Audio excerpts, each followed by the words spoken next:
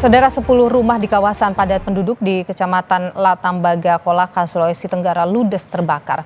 Proses pemadaman berjalan dramatis lantaran besarnya kobaran api.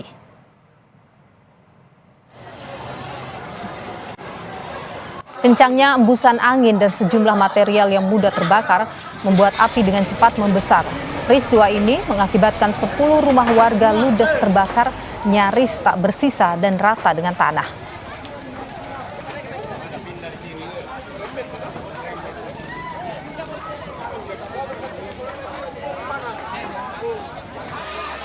Besarnya kobaran api dan kencangnya embusan angin sempat membuat petugas damkar dan warga kesulitan memadamkan api.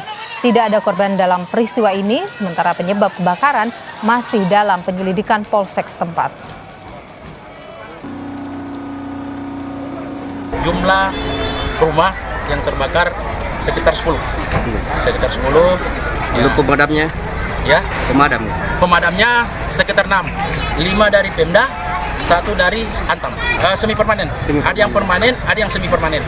Ya, dari 10 itu ada yang semi, ada yang permanen. Berarti dugaan awal Pak, korsleting arus listrik? Dugaan awal masih dalam penyelidikan, tapi kan kita duga ini arus listrik. Dari kasus